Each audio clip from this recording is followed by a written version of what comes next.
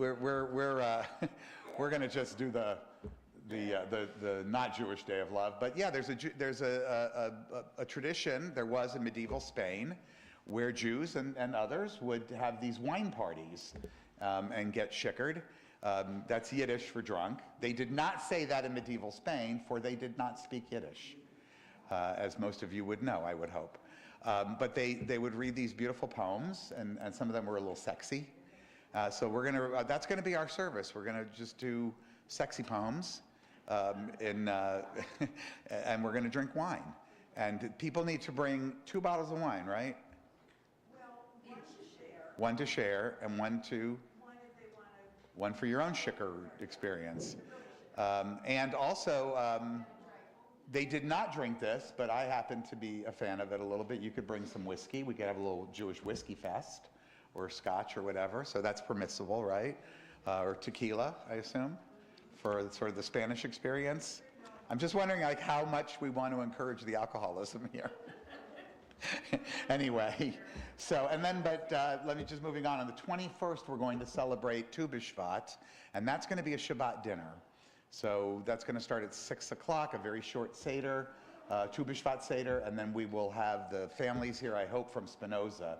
We've moved the date around. I've never seen so many breaks as the schools here give.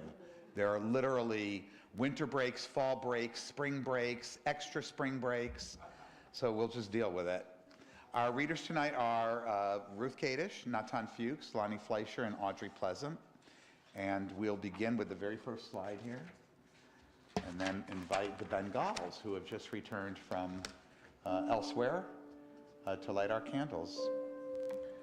Light has always guided us, illuminating the way through times of darkness and celebrating moments of joy.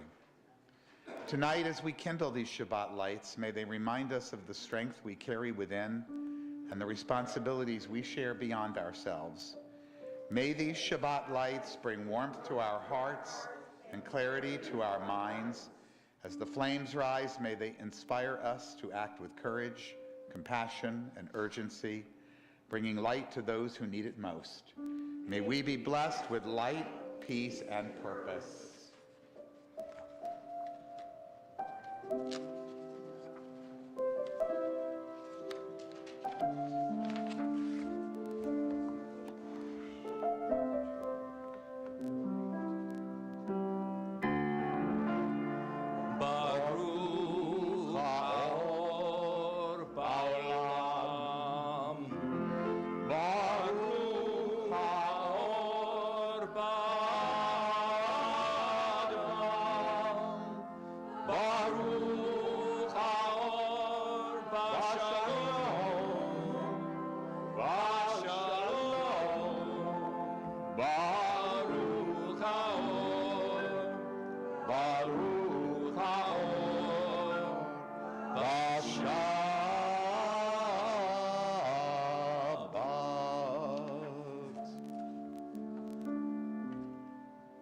As the week slips behind us, we open the door to Shabbat, inviting its common beauty into our lives. Shabbat does not come to us from beyond, but is something we create, a time to pause, to breathe, to find joy in one another's company. Excuse me. By gathering on Shabbat, we transform the ordinary into something extraordinary. In this time, we celebrate the tradition of rest and renewal, softening the burdens of the week and strengthening the connections we share. Let us embrace this Shabbat that we create together as a community of humanistic Jews.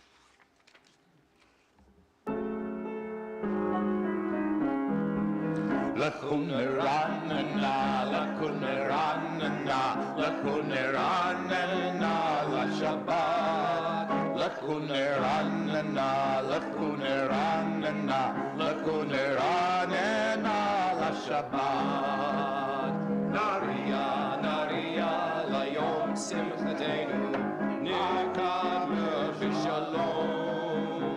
Naria, naria, la yom simchatenu, Bizbirot Ali Alo, Lachunranana, Lachunranana, Lachunranana, La Shabbat. Lachunranana, Lachunranana, Lachunranana, La Shabbat. Naria, Naria, Layom Simchatenu, Nekadma Vishalom. Naria, Naria, Layom Simchatenu, Bismirot Naria Lo. Lachunranana, Lachunranana, Lachunranana, La Shabbat. Lachunranana, Lachunranana, Lachunranana, La Shabbat.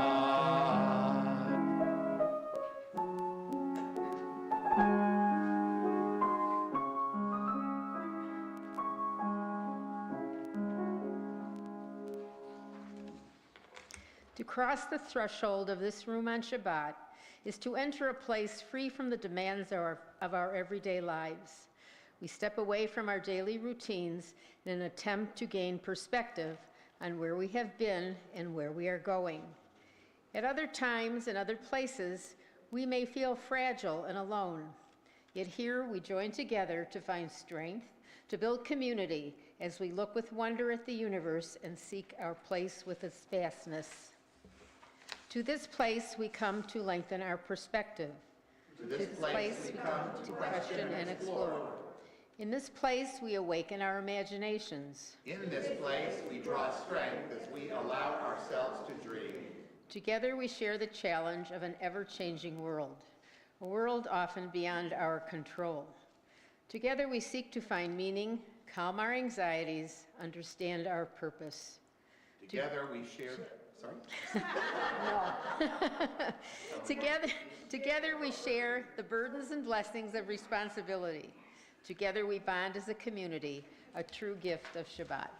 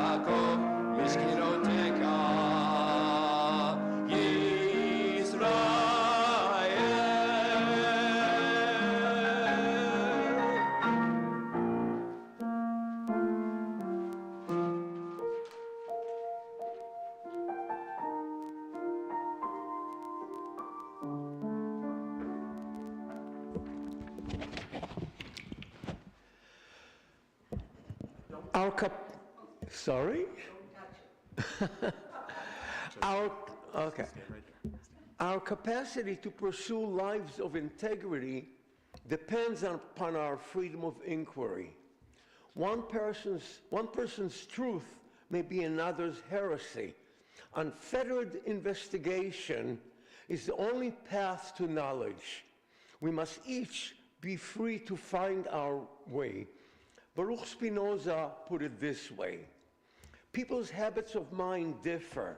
Some more readily embrace one form of faith and some another. This is because what moves one person to pray may move another to scoff. I conclude that all people should be free to choose for themselves the foundations of their creed. Faith should be judged only by its fruit.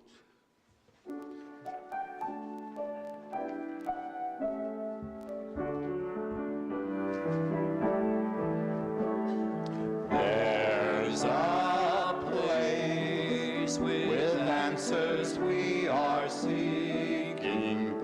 There's a place where to find our light of hope.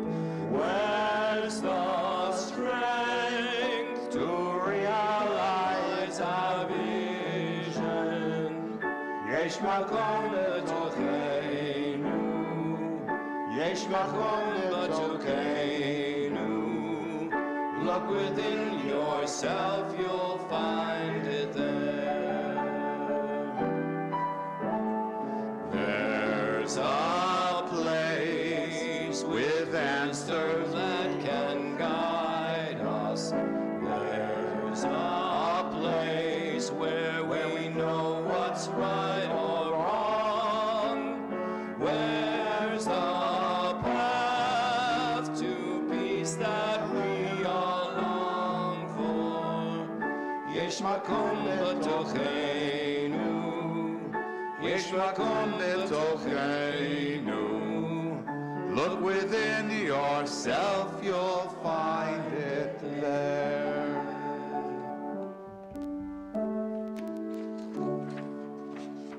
So said the ancient Jewish philosopher Kohelet. I applied my mind to know and search out, to seek understanding and an explanation of things. I sought to find words of delight in what is correctly written. I sought words of truth. Understanding is a greater stronghold to the wise than 10 rulers that are in a city. Blessed are those who seek words of truth. Out of the universe, source of our lives, we develop the power of mind and its quest for life's meaning. Yet knowledge is not received as a gift.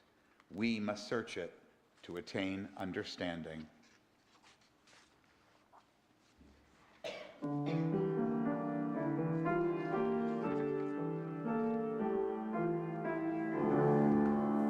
Niftach lanu sha'aret tzedek chen v'chesed v'rachamim. Niftach lanu sha'aret tzedek chen v'chesed v'rachamim. Ele shorim la shalom, niftach lanu v'navovam. Ele shorim la shalom, niftach lanu v'navovam. Niftach lanu sha'aret tzedek chen v'chesed v'rachamim. Niftach lanu sha'aret tzedek chen v'chesed v'rachamim.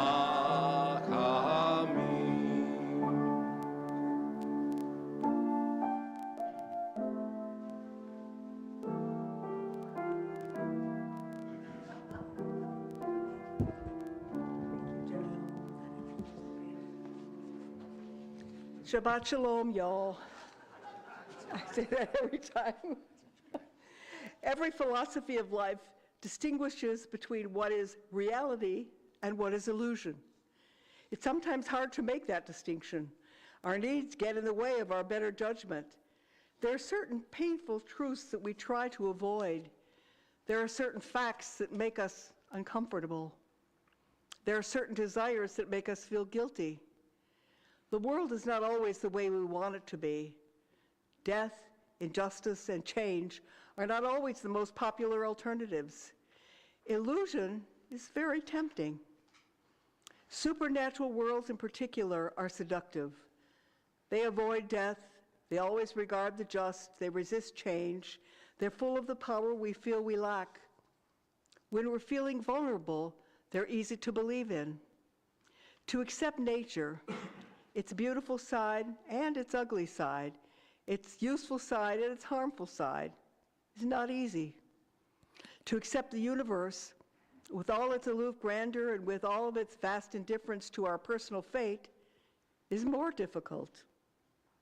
But it makes us strong, and it makes us see that we need to rely more on ourselves and other people. As humanists, we are never fully satisfied with nature, but we learn to live with it honestly.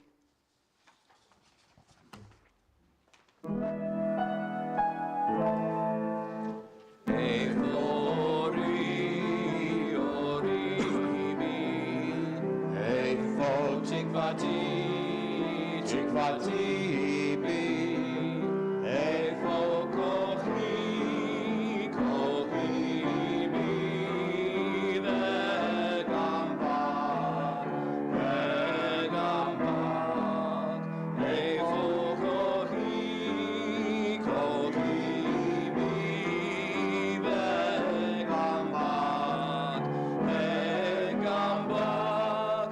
Where is my light? My light is in me. Where is my hope? My hope is in me. Where is my strength? My strength is in me and in you, and in you. Where is my strength? My strength is in me.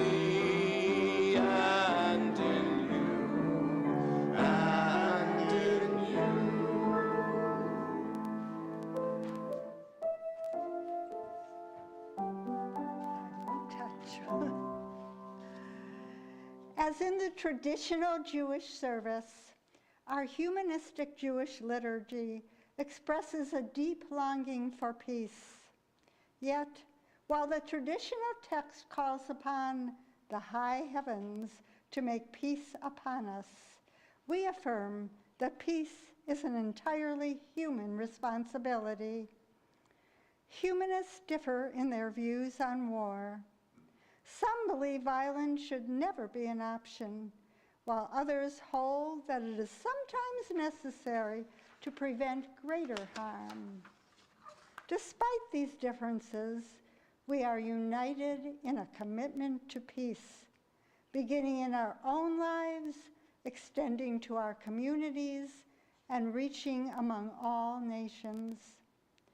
We believe that secular democratic societies are best suited to foster the rational dialogue and mutual understanding essential for peaceful coexistence.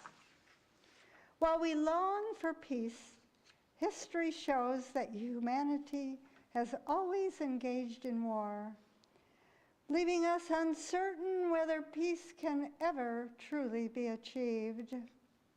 Whatever we may believe about war and peace, as humanists, we accept that the outcomes of our choices are ours alone. Let us then strive to create peace for ourselves and for all people. Na'aseh shalom ba'olam, na'aseh shalom aleinu ve'al kol ha'olam ve'imiru shalom.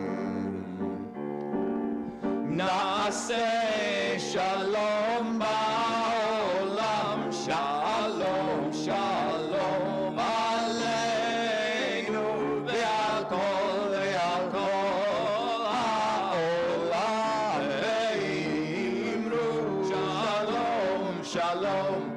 Na'aseh shalom ba'olam, na'aseh shalom aleinu ve'al kol ha'olam ve'imru shalom.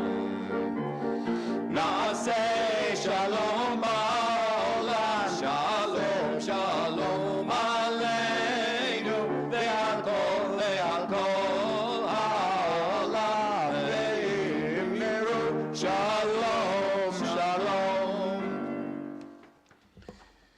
In this community where we find strength and common purpose, we turn our minds and hearts toward all those who need our love and our support. Those who suffer pain of the body or spirit, those who are lonely, those who have been wronged.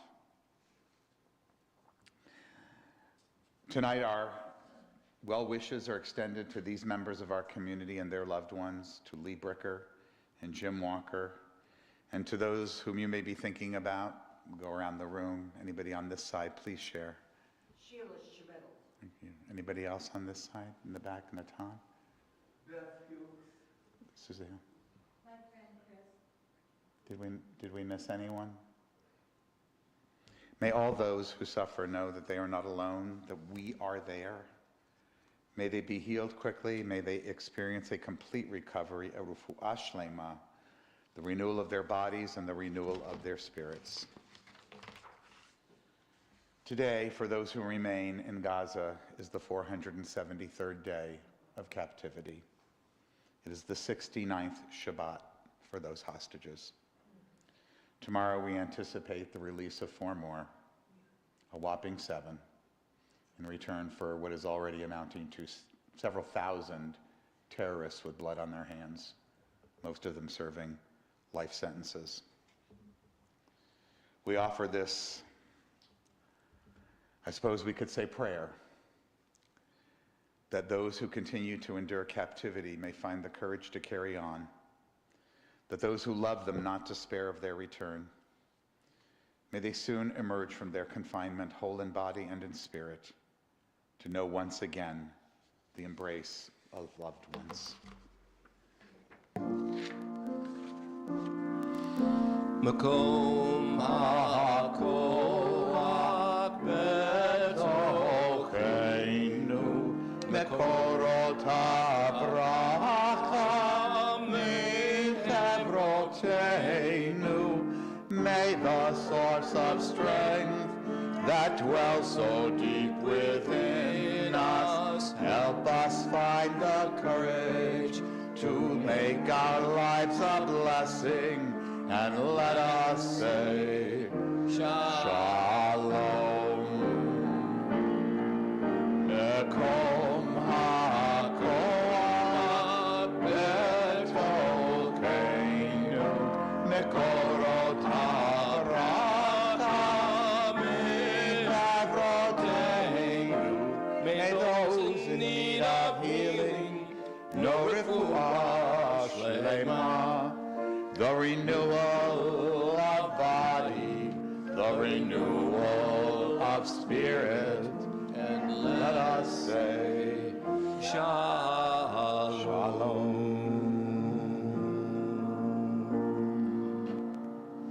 Niskor. Death cannot take that which is locked in our hearts. With our tears and our sorrow, we remember. With our courage and our strength, we do not forget. Acts of kindness, deeds of courage will remain. Beauty created, wisdom shared, it's not lost. With our tears and our sorrow, we remember. With our tears and our sorrow, we remember. Our thoughts turn to those who are no longer with us, our own loved ones, those whom our friends and neighbors have lost, the martyrs of our people whose graves are unmarked, and those of every people and nation whose lives have been a blessing to humanity. As we remember them, we meditate on the meaning of love and loss, of life and death. We recall now our loved ones whom death has recently taken from us, those who died at this season in years past, and those whom we have taken into our hearts with our own. Tonight we continue to mourn the loss of a congregant, Naomi Shaberman, and we also observe this evening the art sites of these members of our community and their loved ones, of Vivian Brown, Marion Gaber, Mary M. Rose, Maurice M. Safer, Judith Schneider, and Rose Schneider. If there's someone whom you're thinking about tonight who you'd like to mention as we go around the room once again. Barbara? Aaron Turner. Anybody else? Sorry. Did we miss anyone at all? We say, Yehi Zichram Livracha, and we know that it's true, that when we think of them, their memories do provide us with a measure of comfort and blessing. If you can do so comfortably, please rise, and together we'll recite our humanistic interpretation of Kaddish. Nitgadal v'nitgadash beruach ha'adam, and ennoble all people, the spirit of our shared humanity. Let us acclaim the preciousness of life. Let us show gratitude for life by approaching it with reverence. Let us embrace the whole world, even as we wrestle with its parts. Let us each in our own way take up our share in serving the world and seeking truth. May our commitment to life help us to strengthen healing of spirit and peace of mind. May justice and peace permeate and comfort the house of Israel and all those who dwell on earth. And let us say, Ken Yehi, may it be so. Please be seated. So I think we made all the announcements except for the announcement about the retreat. We have a lot of people coming on the retreat. I did put into the newsletter this week a reminder that if you're coming, please register. In other words, just confirm it with me, and I'll let you know where to send your $75 per person. That's really all we need to know, and that you've got your hotel room. And I think I've confirmed that with almost everybody who had it. So I think we've got 15, 16 hotel rooms already taken, maybe a couple more. Two more people approached me this week and told me they were definitely coming. So we're going to have a really nice time. It'll be fun, but there is still some room. The various places that we're going have told us they can accommodate us, so we'll make space. Anyway, I look forward to that trip. Yes, Gene? What was that about the $75 that we're supposed to do what? So send me you're coming, right? Yeah. So send me your confirmation that you're coming, and no, you told me you had a hotel room, but I just need to keep a track for Michelle, and then she'll tell you where to send your $75. I'm probably going to remember this conversation anyway. I don't think that was made very clear. It wasn't. It just said register with me. But it said register by sending email to me, because I didn't want you to have to fill out forms. That's silly. I know you're coming. Yeah. Well, it wasn't. It's not a rush. That's why I didn't make it clear. I wanted to get it in. I think this may be reverberating. I'm going to try verbing. Okay, I'm going to try to get a little further from my mouth. I didn't really know at the time. Nobody was telling me where to send it, but I have a feeling it'll be with Michelle, like it always is. But there's no great rush. We're not waiting for your down payment. We're full steam ahead. Tonight's subject was suggested by Anne Marie, who may be in the other room listening or maybe not. But she asked me to talk about the things in our cultures that we share throughout humanity. I think that in this time of great division, that was a nice suggestion, to think about the things that we have in common. You know, I'm a big Star Trek fan. I think some of you may have become aware of that over the years. One of the things that always interested me, maybe a little bit bothered me when I was watching the show, and I'm sure everybody here has seen at least one episode, right, is how the alien planets were portrayed. In almost every episode where the crew of the Starship Enterprise was either circling, orbiting, or landing on a new planet, there always seemed to be exactly one culture living on that planet, right? Or if they were in conflict in some way, there were two cultures, right? Maybe the people who lived above ground, or the people who lived below ground, or outside or inside. That was done, of course, to simplify the storytelling, and also the fact that in the original series they had about $1.98 to spend on each episode, and really you can't build a new planet with hundreds of cultural nuances in a one-hour show. But as I was thinking about Anne Marie's request, that oversimplification made me realize that actually, if aliens were to come to our world, they may view a lot of what we do as also being kind of, or maybe very similar. That doesn't mean we're a monoculture, but the truth is, we share so many ways of marking our lives and our place on this planet with similar symbols and similar values. We could almost be in an episode of perhaps Earth Trek or whatever the aliens would have. We could be considered a single culture. But of course we do divide, sometimes over small things, sometimes over big things. And so tonight, I want to put away some of those big and small things that we divide over and to explore just a little bit, just for a short time, the beauty of what we share and a little bit the dangers inherent in our cultural and, yes, of course, our religious traditions when we forget that our cultures are supposed to be tools for unity, for enrichment, for enlightenment. And when we use them the right way, even in our smaller tribal families, and we belong to a very specifically tribal family, one that we celebrate, they can do that. They can hold us together. They can be a cause for celebration. And they don't have to be a reason to divide and tear us apart. So let's look at just a few of these things, and just a short talk tonight. Light and darkness. They represent so much. I think about this every Christmas, Hanukkah, etc. season. They're universal symbols.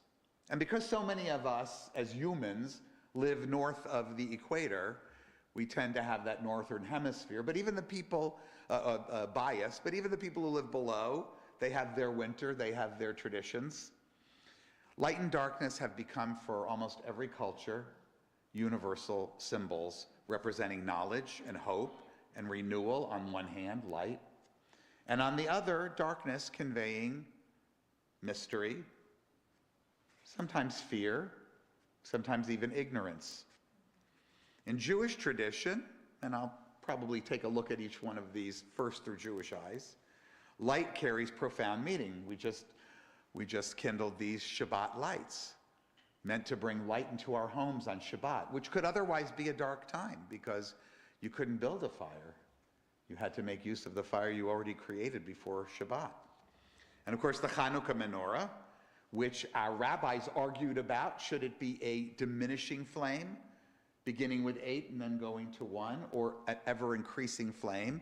And the winner was Hillel, because he believed in an ever-increasing number of flames.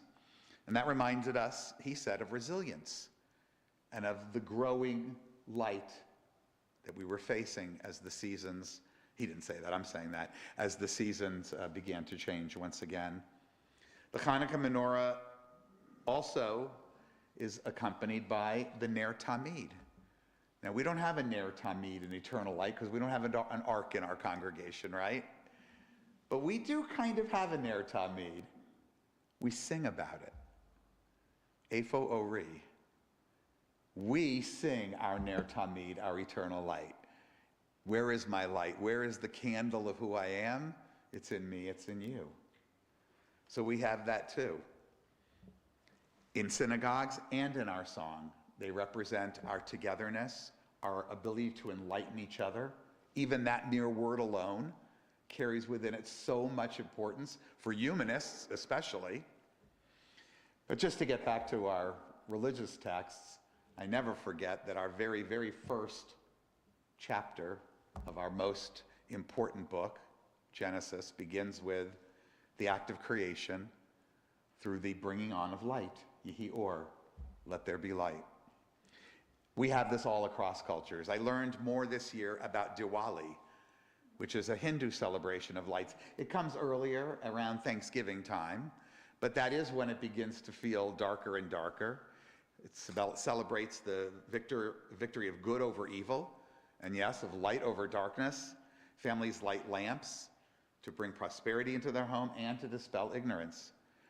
One of our ancient religions, unfortunately disappearing and subject to great persecution in Iran, is Zoroastrianism. It had a great effect, by the way, great influence on Judaism at one time when we were under Persian dominance.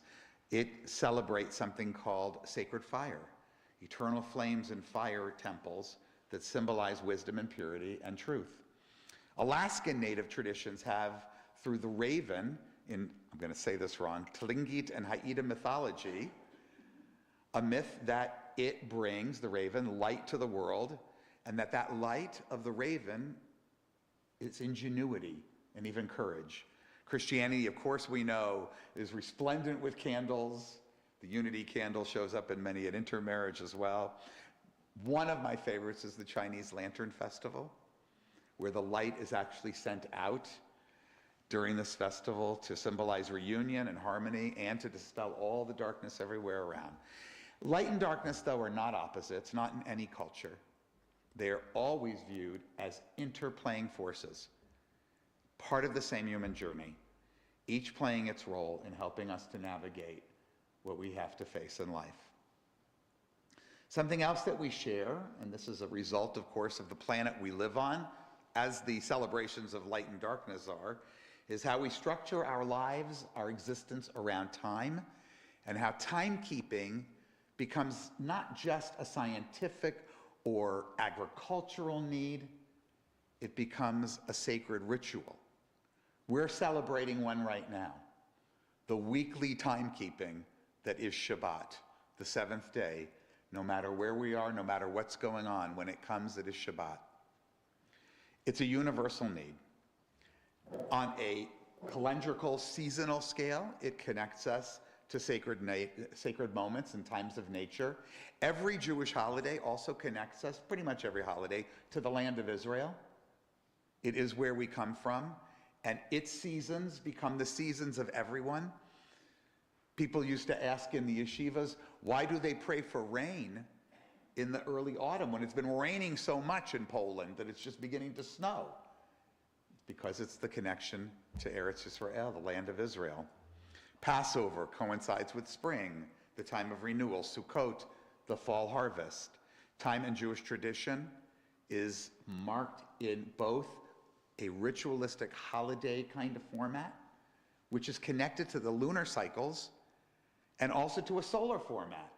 And so we have this weird hybrid calendar, but it's wonderful too. We can mark the beginning of holidays by the moon, and then every now and then we have to readjust our calendar, right? It's so connected to the cycle that the leap year is not called a leap year. The cycle of nature is called upon. Then Gauls, what do they call a leap year in Hebrew? Shana Milberet, a pregnant year. A pregnant year, because that additional month the year gives birth to. But across the world, cultures have always done this. They've always figured this out, looking at constellations and the turning of the earth on one hand, which is related to the sun, of course, and also looking at the moon. All these three things that are actually not related have created and yielded creative calendars. The Mayan calendar precisely aligned with astronomical, but also agricultural cycles. They too did it. One exception is the Islamic calendar, because it's a very late calendar, it's very recent. It was strictly a ritual calendar, and it's only attached to the lunar cycle, which is why their holidays float around the world. The Chinese, of course, have a lunar calendar too, and they have the same issue. Indigenous seasonal calendars exist in every single culture that's ever been, and they all have celebrations around both the seasons and the changing of the days of the week, and you name it, even if they're different. And yet, we all managed to settle upon one that really overrides them all, because there's also a very practical reason for it. We need to know what day it is, and I know that the day in China and Russia and America are the same. And ultimately, it was the Gregorian calendar that took care of that, though the Eastern Church still celebrates its holidays on a Julian calendar. We talked for a moment about Shabbat as a factor in time, and in fact, Abraham Joshua Heschel used to call it a palace in time, because it was the place that you entered into in time. But this culturization of rest is not at all unique to Jews, although what is unique to Jews was the establishment of a full day of rest on the seventh day, Shabbat. It really is one of the most profound contributions to the idea of rest. But every other culture has come up with something, and many of them have based it on what we have, which is really interesting too. It's the only thing I've ever been able to find that I can't find, that no one can find any precedence for, is the seventh day of rest. But it's been adapted and it's been changed by other cultures. Christianity, of course, for both polemical reasons, maybe a little bit anti-Semitic reasons, but we won't get into that. But certainly a lot of their own justified religious reasons, moved the Sabbath to Sunday. Some of them are still fighting about that today. Islam, it's a different kind of rest. It's a spiritual rest. They still work on Friday, but they find other times to do it. But we have these all over the place, whether they are a day or they are moments in a day, which is also very common. We have rest considered as a gift, whether it's of nature or of God's or of culture as we view it. That's why I had that little reading that I wrote in there about us creating Shabbat. And it became, for all of us, a moral obligation that people and animals have a right to rest. The land, in fact, has a right to rest, and this is part of Jewish tradition too. Every 7 years it rests, and every 50 years there's an even bigger rest known as the Jubilee. And the Jubilee, the word, by the way, comes from Hebrew, Yuval. Yovel. Water.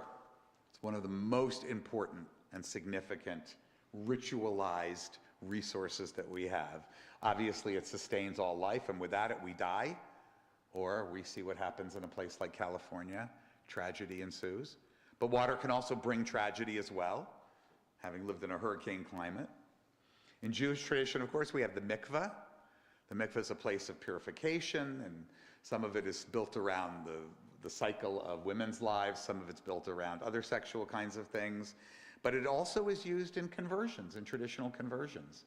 And increasingly, even people who come into Judaism through humanistic Judaism are considering or asking for the mikveh experience, because it is a physical immersion and emergence into a new way of feeling about ourselves. And some of that is also represented in the Exodus. And where is there water that we went through in the Exodus? Well, the Red Sea. We didn't get wet, but we passed through the water. And then the water's damaging effect was brought in, of course, when the poor Egyptians, who we didn't really feel all that sorry for, so much so that the angels got in a little trouble for too much celebration, that they drowned in the water. And of course, other cultures, it's very strong. Notably, again, Hinduism, the Ganges River, that's a place of pilgrimage to purify sin and to offer spiritual libations. Christianity, of course, it's the entire rebirth of baptism, borrowed from Judaism, yes, but with its own. In Australian original Dreamtime stories, that's a category of stories they tell, rivers and water holes are considered sacred. In Islam, there is what's known as wudu and zamzam water. I know I'm going to get this wrong, but really it has to do with ritual ablutions to cleanse body and soul. And the Japanese in Shinto tradition, they revere waterfalls as a place to go to purify during certain rituals of renewal.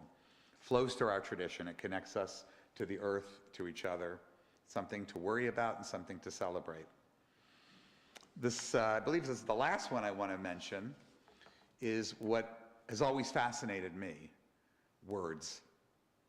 The capacity for humans to tell stories, and then to have invented writing.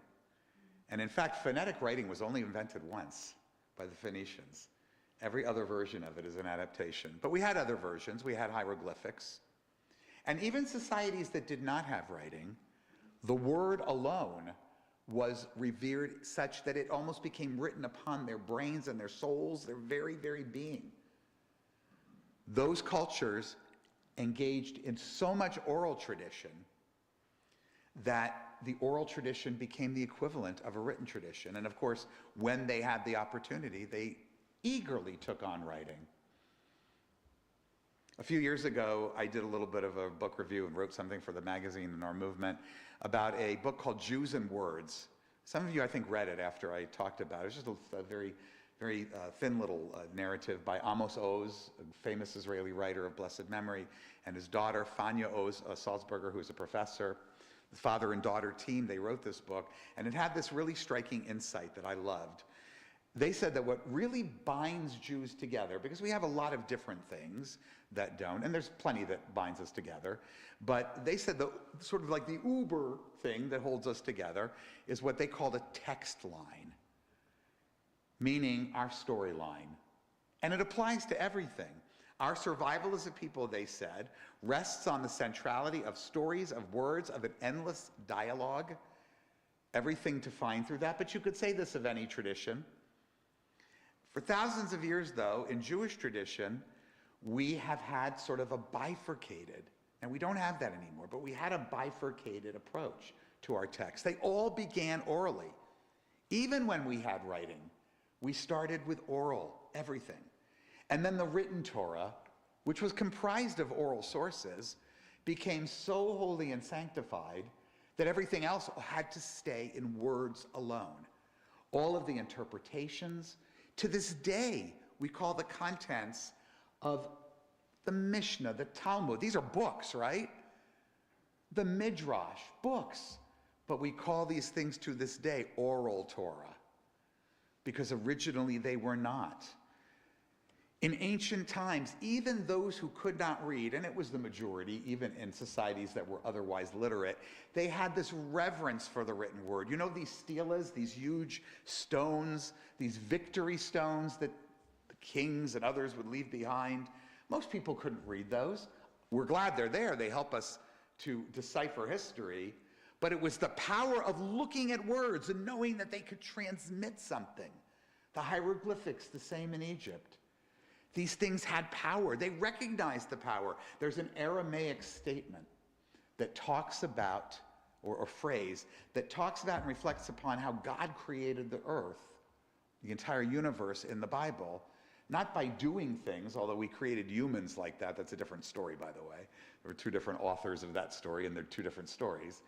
But the initial creation is with the Word, right? The New Testament says first there was the Word. They're getting that from this. And what was the Word? I said it earlier, Yehi'or. With a word, God spoke and it came into being, which, by the way, is also a lyric from Adon Olam, if you happen to know that tune. We say in Aramaic, Avara kedavara. I will create as I have spoken. And if that sounds a little bit familiar to you, it's because in English it became abracadabra. For thousands of years, Jewish tradition emphasized this oral necessity of preserving these stories, just as they did in non-literate societies. But it really took a tragedy for us to put it into words on paper. And those words on paper became powerful too. But we continue to talk, we continue to debate, we continue to dialogue. Why, by the way, do you think we had to write them down? Because we were constantly being chased. And it meant that intergenerational memory and continuity was being lost as people died in horrible, horrible ways. And so permission was granted to write down the oral Torah. And yet we still call it the Torah Sheba'al Peh, the Torah that comes from the mouth. This love affair that we have with writing is also seen just in the beauty of writing. Would you ever send out a wedding invitation that was typed on a piece of paper? No, what do? You get a calligrapher to do it, right? Or you get pretty fonts. Go on the internet and search for fonts, right? The fonts tell the story. If you put together a little brochure, you pick the fonts that go with the story of the event that you're having, right? If you're going to do a musical thing, you make them look musical. This is what we do. We invest words with much more power than necessary. But it is necessary because it's culturally important. And we've seen this through every culture. Whether they're oral and they induce it with song and elaborate it that way, or rhythm, as many Indian nations do. They did not have writing, but we know they did this because they preserved it. Or in rhymes or rhythm, like the West African griots, for instance, who preserved hundreds and hundreds, if not thousands of years of genealogies and stories in this way. Whether it's the cuneiform or the hieroglyphics, or one of my favorite, Japanese and Chinese calligraphy, because their language, of course, is designed or grew out of the depiction of things. You can use words in so many different ways, and writing in so many different ways. We all share this. Every human being on earth. I gave you little tiny examples. There's not one identifiable culture that does not have these kinds of traditions about light and darkness, about water, about sacralizing time, about sacralizing and ritualizing rest, about making words and storytelling much more special than they need to be. All of us share that. And if the aliens came and circled our planet, I think, and I would hope that that's what they would see.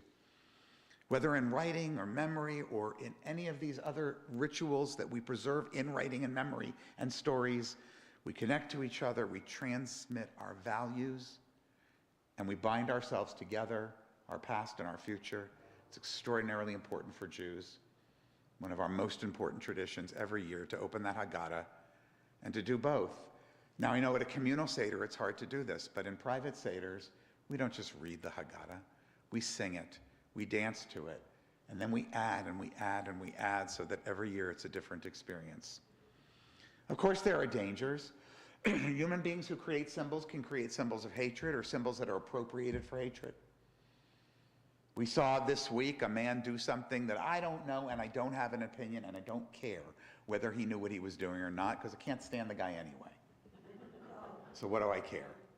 But I do know that it set off alarm bells for some people, and it set off glee for others, because it was a symbol that's been used in that way to hurt people. Beautiful symbols of Eastern traditions were perverted by Nazi Germany and turned into things that are unspeakable. Traditions were weaponized in various different cultures, particularly when colonization took hold. Judaism, I think, provides a wonderful example of how we can develop and how we can reject and how we can embrace new traditions, think about things thoughtfully. In the end, it's our responsibility as human beings to use our traditions and cultures not as cudgels to hit each other over the head, not as dividing lines, but as teachers. We are urged, and this should be true in every culture that has not been perverted into hatred, and there are plenty that have, we are urged to find the beautiful ones. We are urged to bring them out, to teach justice, justice you shall pursue, rather than conquer that village and do away with their children. And both, it says in the Torah, and only one have you ever heard, because only one is what we want to preserve. So this is what we do. We try to use light to illuminate our paths of kindness, of hope. We try to sustain and renew life like water with compassion and care, to rest and celebrate our traditions, to share those stories that really do inspire. And so my hope tonight, sharing this with you at Anne-Marie's suggestion, is that we'll all constantly and consistently as Jewish people in our tradition use our symbols, all of our cultural landmarks, to inspire connection amongst our people and to also build this world that we hope where traditions will be used to strengthen and not to weaken our humanity. Thank you. All right. I would like to start a tradition where we don't clap for my sermons. Because you know what? I grew up never hearing that, and it really feels foreign. I appreciate it, I really do. But let's make something new where we're not going to do that anymore. We're just going to sit thoughtfully. I like that better. If you want to, you can, but it's just, for 13 years I've been saying, this doesn't feel Jewish to me. It doesn't feel Jewish to me. I told a rabbi friend of mine, I said, you know, they applaud after you talk in synagogue. And they're like, really? You don't do that in shul? Okay, but we do sing, so let's sing this.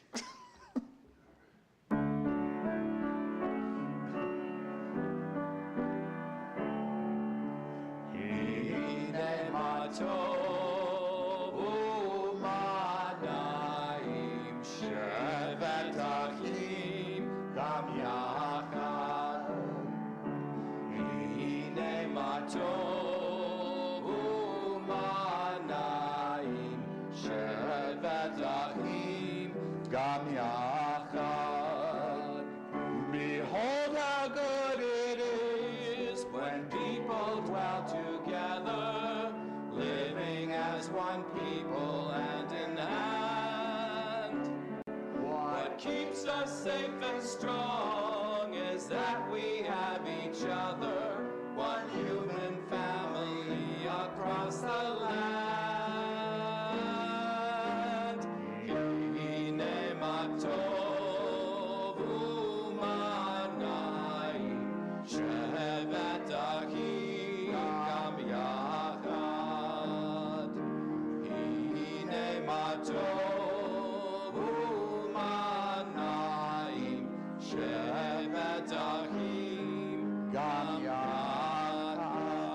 Thank you to Joseph for the beautiful music, to David for the, you can clap for them, to David for the streaming, Arthur for the slides, and to Carol, who's not here, but who took over wonderfully, took over our Oneg Shabbat, the unsung hero this year of our congregation. Thank you all. Shabbat Shalom.